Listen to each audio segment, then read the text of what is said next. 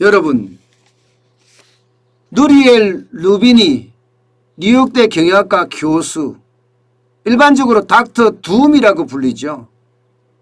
예, 월가의 대표적인 비관론자이기 때문에 그렇습니다.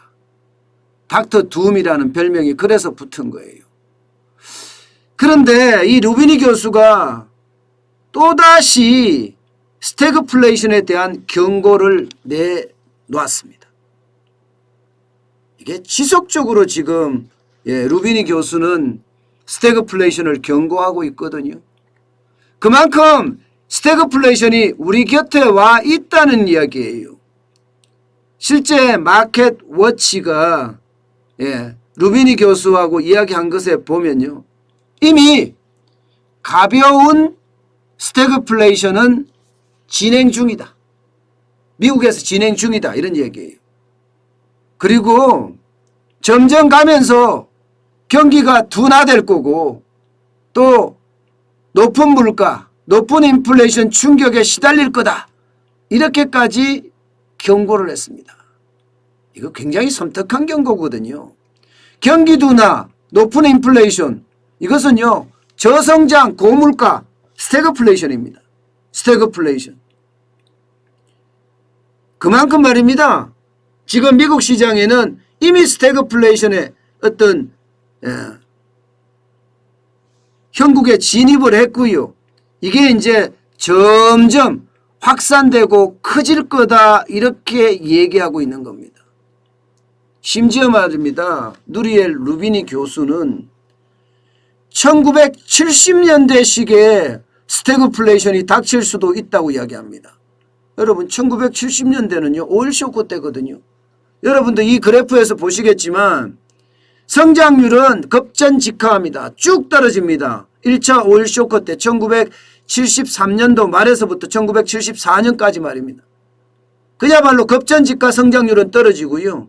물가는 유가가 엄청 올렸잖아요. 이게 1970년대 오일 쇼크는 중동 지역이 석유를 무기화한 거거든요. 유가를 급작스럽게 막 올렸던 거거든요. 그러니까 물가는 천정부지로 올라갑니다. 성장률은 급전직하, 물가는 천정부지. 이게 오일 쇼크의 민낯이거든요. 그런데 이런 심각한 스태그플레이션이 올 수도 있다. 이런 얘기까지 지금 누리엘 루비니 교수는 이야기를 하고 있어요.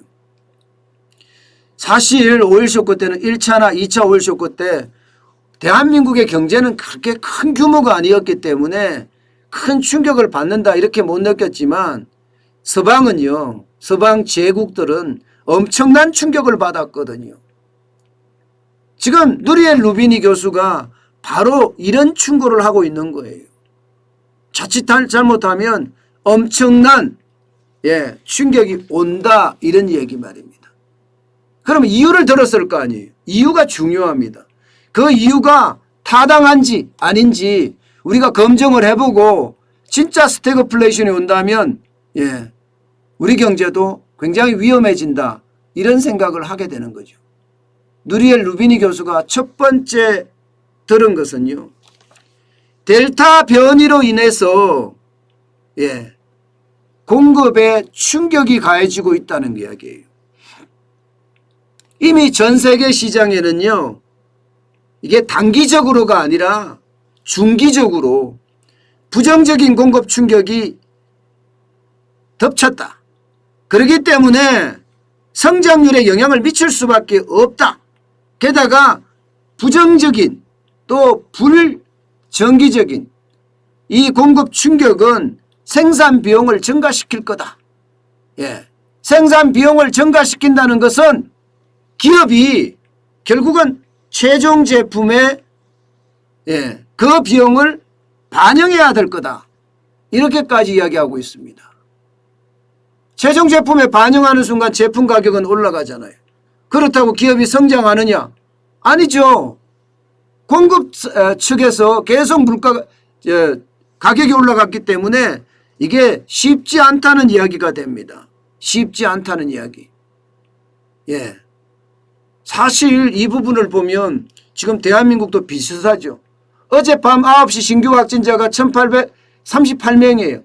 도저히 4차 대유행이 지금 수그러들 것 같지 않아요. 그러면 우리에게도 이 공급발 충격은 올 수 있다는 거, 이거를 봐야 되거든요.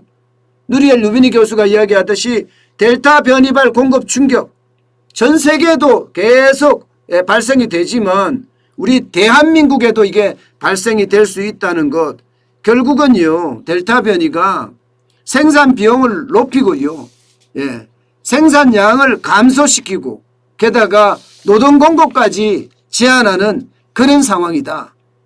결국 그럴 수밖에 없죠. 델타 변이가 생기니까 마스크를 써야 되고 마스크를 쓰게 되니까 생산량은 당연히 떨어질 수밖에 없어요. 자유로운 환경이 아니니까. 여기에다가 코로나19가 걸렸다 하면 그 현장에서 빠져야 되니까 노동 공급도 제대로 안 될 거 아니에요. 이거는 대한민국의 상황뿐만 아니라 전 세계가 지금 똑같다는 이야기예요. 때문에 이 충격이 그 어느 때보다가 스태그플레이션으로 갖고 갈 수 있는 확률이 많다. 이렇게 분석하고 있습니다. 그리고 두 번째는 바로 이거예요. 근원 물가. 물가가 계속 올라간다. 여러분, 미국의 소비자 물가는 6월 달에 5.4%까지 폭등했습니다. 근데 여기에 근원 물가를 보면 거의 3.8, 3.9, 4%에 가깝습니다. 물가가 너무 많이 올라간다는 거. 물가가 너무 많이 올라간다. 이게 여러분, 물가가 올라가면서 사실은 소비발 물가가 올라가는 것도 있기 때문에 단기적으로는 경제가 좋아지는 것처럼 보이지만 중기적으로는 이게 물가가 부담이 된다는 겁니다. 이 물가가 부담이 된다는 것은 중기적으로 소비를 덜 하게 된다는 뜻이 돼요. 그러면 공급 사이드에서 지금 최종 제품 가격을 올려야 되는 상황인데 소비 사이드에서 소비 측면에서 지금 소비가 덜 일어나게 된다면 이거는요 그야말로 저성장 고물가의 형태가 계속 지속될 수 있다는 이야기를 하고 있는 겁니다. 게다가 말입니다. 이 물가를 낮추기 위해서 이제는 인위적인 방법도 통하지 않을 거다. 금리 인상이나 이것도 통해야 되는데 시간을 너무 뒤에 잡아놨다. 비둘기파들만 있으니까, 매파가 없으니까. 테이퍼링도 11월에 된다고 이야기하니 이것도 물가를 더 올릴 수 있는 요소고, 금리 인상은 내년 후년이나 된다고 하니 이것은 또한 물가를 올릴 수 있는 요소다. 그런 측면에서 본다면 결국 물가 인상 자체가 이게 소비발로 많이 일어나 줘야 되는데 소비발이 아니라 통화가 워낙 많이 풀려서 물가가 올라가는 그야말로 가식적인 물가 상승이라고 해야 되나요? 가시적인 물가 상승이라고 해야 되나요? 표면적인 물가 상승이라고 해야 되나요? 그런 것들이 지금 시장에 만연한다. 그 때문에 스태그플레이션은 온다. 이렇게 이야기합니다. 그러면서 말입니다. 더 충격적인 게 하나 이야기한 게요. 지금 솔직히 전 세계 중앙은행들이 부채의 함정에 빠지는 것은 아니냐. 이런 우려까지 나타냈습니다. 부채의 함정. 부채의 함정이라는 것은요. 결국이요. 신용도 폭락하고 주가도 폭락하고 채권도 폭락하고 그런데 부채를 어떻게 하지 못하는 상황. 이게 부채의 함정이라고 이야기할 수 있는데 지금 그런 위험도 굉장히 많이 나타날 수가 있다. 이런 얘기예요. 부채가 너무 많았을 때 그 충격이 그만큼 지대하게 영향을 미친다. 그래서 1970년대식의 어떤 충격이 오지 않겠느냐 이런 얘기도 지금 하고 있는 거죠. 게다가 임금 상승도 여기다 한몫을 더합니다. 물가 상승에다가 임금 상승에 올라가는 부분하고요. 여기다가 정부가 푸는 돈까지 합쳐지면 결국 말입니다. GDP는 적게 늘어나는데 부채는 많이 늘어나서 1970년대식의 아주 나쁜 중기 스태그플레이션 환경이 초래될 수도 있다. 이런 경고를 하고 있습니다. 여러분 분명한 것은 그렇게 보여요. 지금 우리나라 상황도 쭉 보면요. 기업이 성장할 수 있는 환경이 굉장히 열악하죠. 여기에다가 소비가 엄청나게 일어날 수 있는 환경도 열악합니다. 정부가 돈을 풀지 않으면 진짜 소비가 불가능하다 이렇게 이야기할 정도로 소득이 많이 줄었고요. 부채가 너무 많아요. 부채가. 우리도 부채 함정에 빠졌다 이렇게 이야기할 수 있을 정도로 많거든요. 이런 걸 감안해 보면 미국보다가 대한민국의 환경이 스태그플레이션에는 더 접근되어 있는 건 아닌가. 저는 그런 생각까지 해봅니다. 누리엘 루비니 교수의 스태그플레이션의 어떤 중기화라는 게 길게 간다는 뜻이잖아요. 길게 가면 우리의 삶은 굉장히 어려워집니다. 생각을 해보세요. 저성장이면 기업들이 인력을 안 뽑습니다. 저성장이기 때문에. 이게 기업들 입장에서는 제일 좋은 게 뭐예요? 잘 나가야 되잖아요. 그러면 경제성장이 돼야 돼요. 경제성장이 되려면 일자리가 만들어져야 되거든요. 근데 저성장하면 일자리가 안 만들어져요. 그죠? 스태그플레이션이 그게 문제입니다. 일자리가 안 만들어진다는 것은 경제가 순환적으로 봤을 때 꼬꾸라진다는 의미예요. 예, 그러다가 고물가면 이게 소비라도 도와줘야 되는데 고물가가 되는 데다가 소득이 줄어들고 부채가 많으니까 소비가 또 감소해요.